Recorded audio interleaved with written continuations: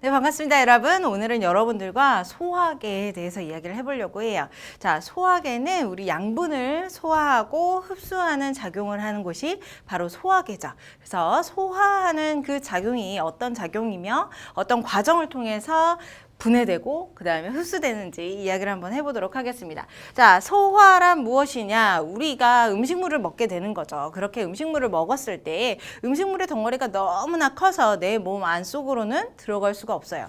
내 몸 안에다가 음식물을 집어넣는 이유는 미토콘드리아 안쪽으로 집어넣어서 세포호흡을 하기 위해, 그리고 그 세포호흡을 이용해서 이제 ATP를 얻기 위해서 우리는 이 과정을 거친다라고 생각을 해주시면 될 것 같습니다. 자, 그러면 커다란 음식물을 과연 어떻게 내 몸 안에다 집어넣느냐? 그게 바로 오늘 공부하는 소화 과정을 통해서 일어난다라고 보면 되겠죠. 자, 영양소에는 아주 커다란 덩어리들도 있고요. 그 다음에 아주 작은 덩어리들도 있어요. 당연히 뭐 밥알과 같은 애들은 당연히 커다래서 내 몸 안으로 들어갈 수는 없지만 잘게 일단은 이나 아니면 여러 가지 기계적 소화를 통해서 쪼갠 다음에, 그럼에도 불구하고 자체의 덩어리가 커서 세포 안쪽으로 못 들어가는 애들, 그런 애들을 소화라는 과정을 통해서 이제 작게 분해하는 과정을 우리는 소화다라고 얘기를 하는 거죠. 자, 대표적인 애들이 여기 있어요. 녹말, 단백질, 지방 이렇게 얘기를 하고 있는데, 흔히들 말하는 탄단지가 바로 여기에 속하는 거죠. 탄수화물이 바로 녹말의 탄수화물의 대표적인 게 바로 녹말이에요. 그래서 자, 탄수화물의 대표적인 녹말, 그 다음에 단백질, 지방 이런 애들이 크기가 굉장히 크다. 오, 이거 안 써도 되겠다. 자, 고분자 물질이라고 얘기를 하는 거죠. 그래서 고분자 물질이기 때문에 내 몸 안에 들어갈 수가 없어. 그래서 내가 화학적인 방법을 통해서 얘네들을 완전히 잘게 쪼개서 완전히 작은 물질, 흡수할 수 있는, 세포들이 흡수할 수 있는 작은 물질로 만드는 과정을 우리는 소화 과정이다라고 얘기를 합니다. 비타민이나 무기질 같은 경우는 크기가 이미 작아요. 그래서 세포로 바로 흡수가 될 수 있기 때문에 우리 소화 과정을 겪지 않고 탄단지만 이렇게 소화 과정을 겪는다라고 기억을 해주시면 될 것 같아요. 자, 고분자 물질을 체내로 흡수하기 위해서 소화 과정을 거친다. 자, 그러면 어떤 과정을 통해서 이제 소화가 되는지 탄단지 얘네들을 각각 나눠서 얘기를 한번 해보도록 하겠습니다. 자, 먼저 탄수화물의 대표적인 아이가 바로 녹말이에요. 그 다음에 단백질은 그냥 단백질이라고 얘기를 하고요. 그 다음에 지방도 마찬가지로 지방이라고 얘기를 합니다. 여기에 있는 설탕이나 젖당 같은 애들은 대표적인 애들은 아니기 때문에 참고만 하시면 될 것 같고, 자, 녹말을 가지고 주로 이야기를 해보도록 하겠습니다. 먼저 탄수화물 가장 과정이 좀 복잡해요. 그래서 이것을 잘 기억을 하실 건데, 자, 녹말 같은 경우는 가장 작은 단위인 포도당이라고 하는 단위가 있어요. 탄수화물의 가장 작은 단위는 포도당입니다. 그런데 이 포도당 같은 경우는 우리는 단당이라고 얘기를 해요. 단당. 자, 당이 한 개로 이루어져 있다. 그래서 단당류라고 얘기를 하는 거예요. 그럼 이 단당이 두 개가 합쳐지게 되면 당이 두 개죠. 그래서 이당류라고 얘기를 하는 겁니다. 그 이당류가 바로 이제 여기 있는 엿당이라고 하는 애죠. 이당류. 그 다음 이 엿당이라고 하는 애들이 또 여러 개가 결합이 되어서 이제 녹말과 같은 여러 개의 고리를 가지고 있는 구조다. 이러면 얘 같은 경우는 다당류라고 얘기를 하는 거죠. 이런 다당류의 상태로는 세포에 들어갈 수가 없어요. 그래서 얘네들을 쪼개는 과정들, 소화 과정을 거쳐서 가장 작은 덩어리인 포도당으로 만드는 것이 이제 오늘의 목적이다라고 기억을 하시면 될 것 같아요. 자, 녹말이 있습니다. 내가 딱 먹어야 밥알을 먹게 되면 녹말로 이루어져 있죠. 그러면 걔가 가장 먼저 만나게 되는 곳이 아밀레이즈라고 하는 입안에서의 소화 효소예요. 그래서 이 녹말은 맨 첫 번째 아밀레이즈를 먼저 만나게 됩니다. 그래서 이 녹말들의 사이사이에 결합들이 막 끊어지게 되는 거죠. 그리고 입에서만 아밀레이즈가 나오는 게 아니에요. 이제 침을 꿀꺽 삼키게 되면, 밥알이랑 함께 삼키게 되면 어느 정도 소화가 되어 있는, 아밀레이즈에 의해서 소화가 되어 있는 밥알들이 자, 위로 가게 돼요. 자, 입에서 위로 가게 되는 거죠. 그런데 위에서는 탄수화물을 분해하는 소화효소가 없어요. 그래서 그냥 그대로 있다가 그대로 소화효소의 작용 없이 그대로 있다가 어디로 가게 되냐면 이제 장으로 가게 되는 거예요. 자, 그래서 소장, 대장의 순서로 가게 되는데 소장에 가게 되면 소장의 바로 입구 옆에 작은 주머니, 세모나게 생긴 작은 주머니가 있어요. 걔를 바로 이자라고 얘기를 하죠.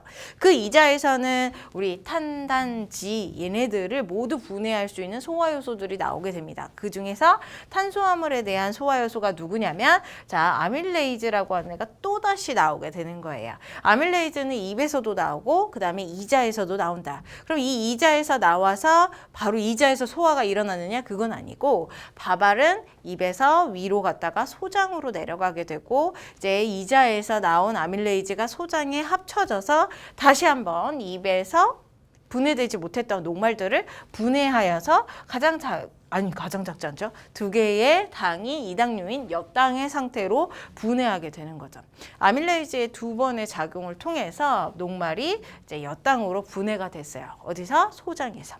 자, 이렇게 소장에서 분해가 된 다음에 아직 엿당은 세포로 흡수되기가 아직 큰 상태. 그래서 소장벽 자체에서 무엇이 나오게 되냐면 말테이즈라고 하는 또 다른 소화효소가 또 나오게 되는 거죠. 아밀레이즈를 제외하고 말테이즈요. 이 말테이즈는 아밀레이즈가 작용하지 못하는 골이 다시 한번 이제 작용을 하게 되면서 엿당을 포도당인 단당류로 완벽하게 분해하는 작용을 하게 된다. 자, 탄수화물을 다시 한번 정리를 한번 해볼게요. 탄수화물을 분해하는 소화효소는 두 가지였습니다. 아밀레이즈와 말테이즈.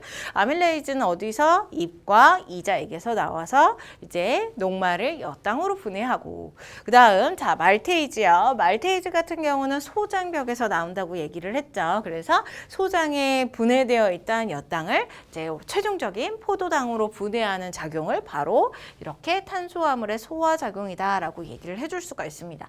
자, 하나, 둘, 세 단계를 거쳐서 자, 탄수화물이 포도당으로 분해가 되었어요.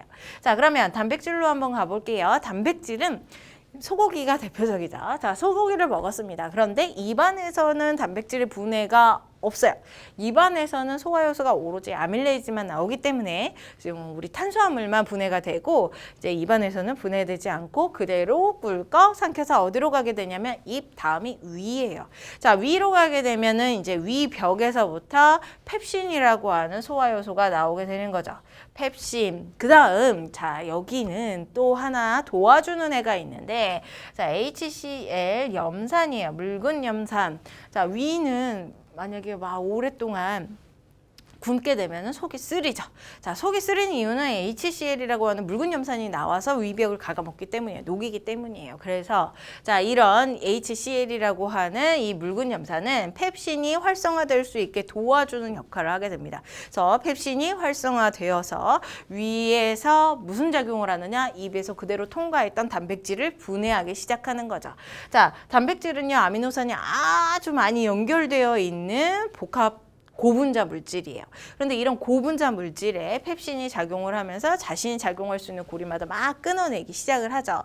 그러면 단백질보다는 짧고 그 다음에 아미노산보다는 좀 긴 펩티다이즈가 만들어지게 되는데 걔를 폴리펩타이드라고 얘기를 합니다.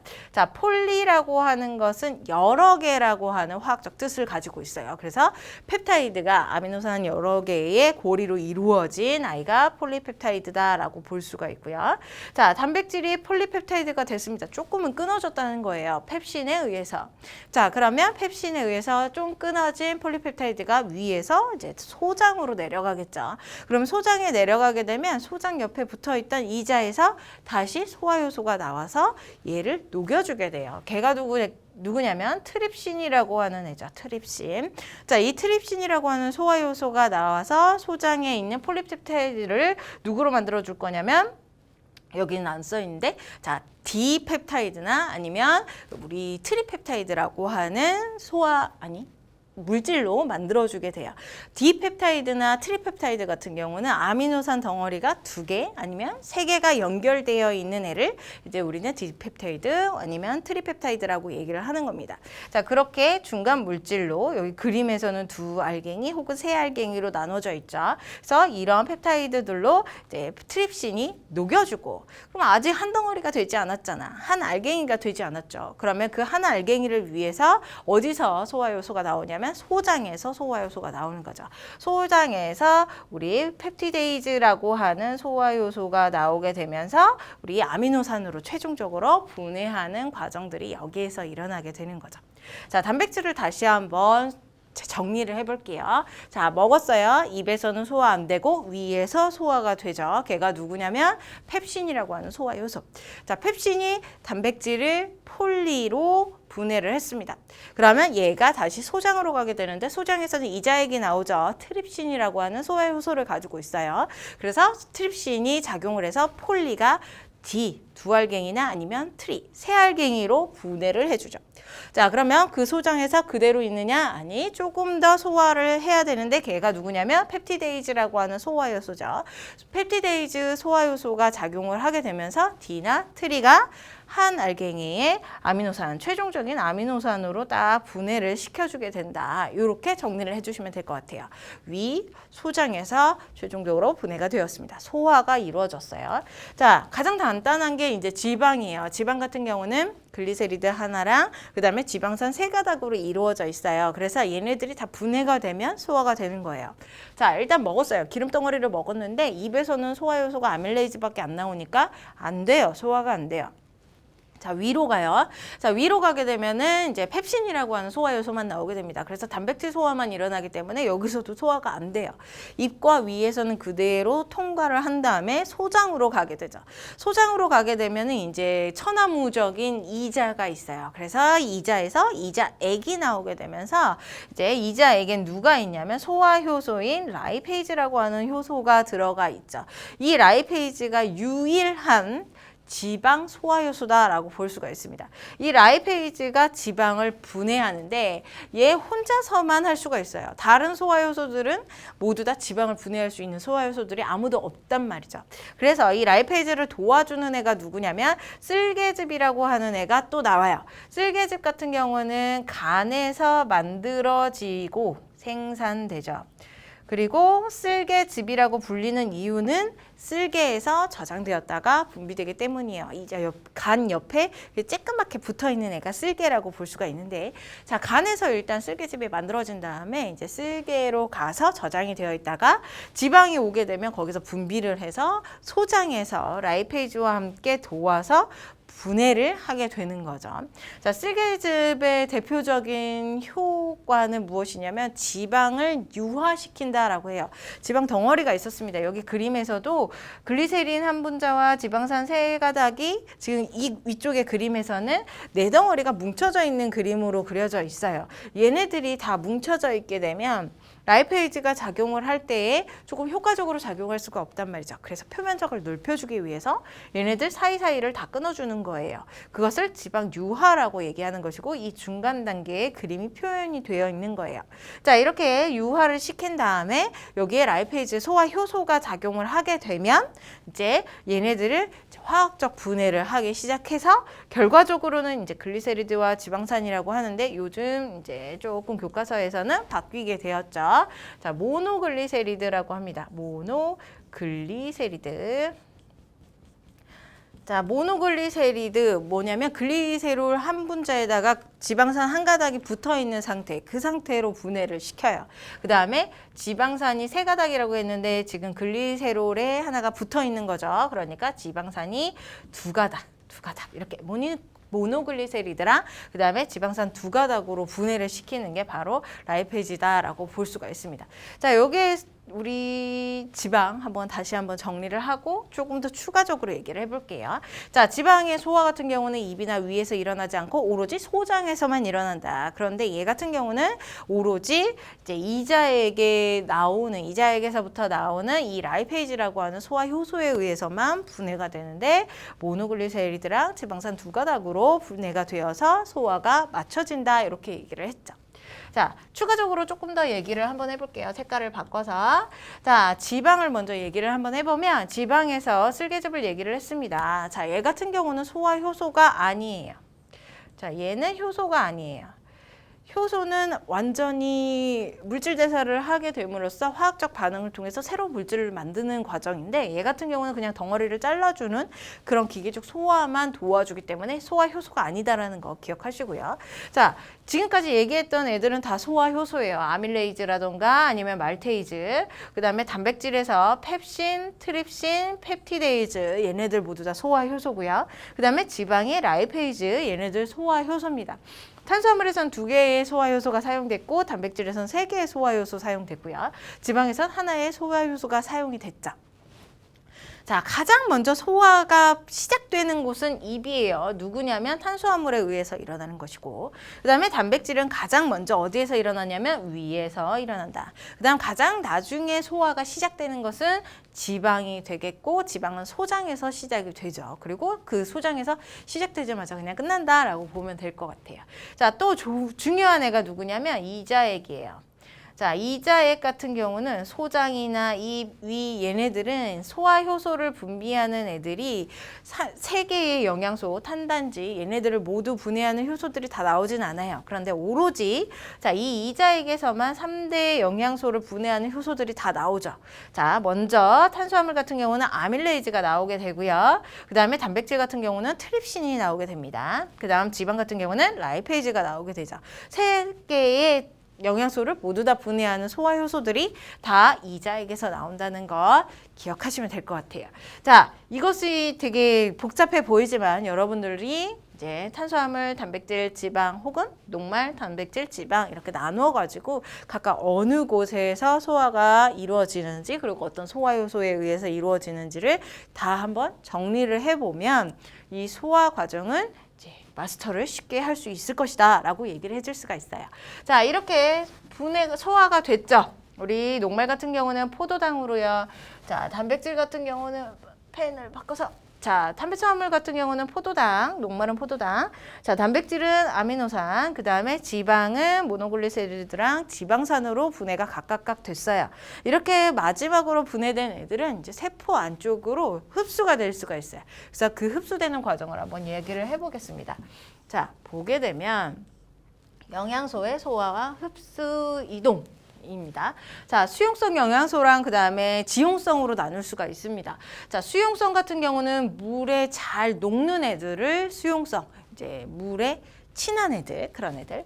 자, 그 다음에 지용성은 기름에 잘 녹는 애들, 이런 애들을 이제 지용성이라고 얘기를 하죠. 우리 앞에서 공부했던 녹말이라던가 단백질 같은 경우는 수용성이고, 그 다음에 지방의 산물인 이제 모노글리세리드랑 그 다음에 지방산 같은 경우는 지용성에 속해요. 이렇게 소화된 애들이랑 그 다음에 소화 과정을 겪지 않고도 흡수되는 작은 애들이 있다라고 얘기를 했죠. 비타민이라던가 무기염류 이런 애들은 이제 각각 소화 과정 없이 흡수를 하게 됩니다. 자, 흡수되는 과정들이 각각 다르기 때문에 이런 그림이 나오게 되는 거예요. 먼저 수용성부터 얘기를 한번 해보면 수용성은 물에 친해요. 그래서 얘가 소장에서 소화가 다 된 다음에 소장에서 이제 대부분의 영양소들이 흡수가 되는데 자, 포도당, 아미노산 얘네들 수용성이라고 얘기를 했죠. 그것뿐만 아니라 수용성 비타민 누가 있냐면 비타민 B와 그 다음에 비타민 C가 있어요. 비타민 B와 비타민 C 얘네들이 이제 수용성 영양소인 포도당과 아미노산이랑 같이 흡수가 됩니다. 그 다음 무기염류도 소화는 안 되죠. 왜냐하면 찌끄마니까. 자, 찌끄만 이 무기염류들도 같이 이제 수용성 영양소랑 같이 흡수가 될 건데 중요한 건 어디로 흡수되느냐. 소장에는 많은 주름이 있고 그 다음에 그 주름 위에는 털들이 들어가 있어요. 아주 짜글짜글짜글 털들이 많이 들어가 있어요. 그 털을 우리는 융털이라고 얘기를 하죠. 자, 이렇게 융털을 표현을 해보면 이런 식으로 생겼어요. 털이에요. 그냥 확대를 시킨 거죠. 이런 융털이 있는데 이 융털에는 중심에 융털 안쪽에 중심에 암주관이라고 하는 관이 하나가 있고요. 당연히 얘는 연결이 되어 있습니다. 이렇게 아래쪽으로 해서 피부 안쪽으로 해서 뭐 피부가 아니죠. 세포 안쪽으로 해서 자 내부 우리 몸 안에 흘러갈 수 있게 관으로 연결되어 있어요. 얘를 이제 암주관이라고 얘기를 하고 그 주변을 감싸고 있는 게 누구냐면 모세혈관이에요. 자 모세혈관으로 이루어져 있는데 수용성 애들은 이 소장의 융털로 쏙 들어가서 어디로 들어갈 거냐면 이 암주관을 감싸고 있는 모세혈관으로 먼저 들어간다는 거죠. 자 융털의 모세혈관으로 흡수가 된다. 모세혈관. 자, 그리고 이 모세혈관으로 간 다음에 어디로 갈 거냐면 간을 일단 거치고 심장으로 갈 거예요. 자, 간에 거친다는 게 중요해요. 간에 가면 무슨 짓을 하게 되냐면 이제 혈당을 조절해 주는 역할을 해요. 우리 포도당을 먹잖아요. 그 포도당이 혈액 내에 굉장히 많은 양을 차지하게 되면 당연히 혈류가 아니죠. 당뇨도 나타나게 될 것이고 그 다음에 혈액이 끈적끈적해진단 말이죠. 그런 것들을 일정하게 유지하기 위해서 간에 가서 혈당 조절을 하게 되는데 그 조절을 위해서 이제 모세혈관을 통해 간을 가게 됩니다. 그리고 심장으로 가게 되는 거죠. 자, 간에 가게 되는데 간으로 가는 길이 간목맥과 간정맥 그 사이사이가 간목맥, 간정맥이라고 하는 혈관을 통해서 이동을 하게 된다. 이 사실을 알고 계시면 될 것 같아요. 자, 중요한 건 이거예요. 수용성 애들 누군지 그리고 자, 융털의 암주관이냐 모세혈관이냐 그 두 개 중에 이제 모세혈관에 흡수가 된다. 그리고 이 모세혈관에서 어디를 거치냐면 간을 꼭 거쳐서 심장으로 간다는 거. 심장에 가서는 이제 온몸에 퍼지면서 이 영양소들을 다 사용을 할 수 있게 이동을 하게 되는 거죠. 자, 지용성 애들도 한번 볼게요. 지용성 애들, 지용성, 기름에 친한 애들이죠. 지방의 분해 산물들은 지용성이에요. 그래서 모노글리세리드랑 지방산 여기에 속하게 됩니다. 그 다음 비타민이 수용성 비타민이 있는 것처럼 지용성 비타민이 있어요. 수용성 애들 B와 C를 제외하고는 다 지용성이라고 생각을 해주면 돼요. A, 비타민 A, D, E, 그 다음에 K 이런 애들이 바로 지용성 비타민이죠. 얘네들이 이제 지용성 영양소와 함께 흡수가 된 다음에 요 융털의 중심인 여기 관, 굵은 관, 암주관으로 흡수가 됩니다. 암주관. 수용성은 모세혈관, 지용성은 암주관. 이해됐죠? 자, 이렇게 암주관으로 간 다음에 얘네들은 기름덩어리이기 때문에 혈관이랑 통하지는 않고 일단은 림프관의 한 종류인 이제 가슴관 이런 애들로 쭉 이동이 돼요. 그러다가 이제 나중에 혈액이랑 같이 합쳐져서 심장으로 가게 되고 온몸을 통과하게 되는 거죠. 자, 영양소가 소화가 된 다음에 소장의 융털을 통해서 흡수가 되고 이동이 될 건데 각각 흡수되는 장소가 다르며 그 다음에 이동하는 경로가 다르죠. 이 경로들을 이제 차이점을 잘 기억을 하시면 될 것 같아요. 자, 요 정도까지가 이제 영양소의 흡수와 이동에 대한 내용입니다.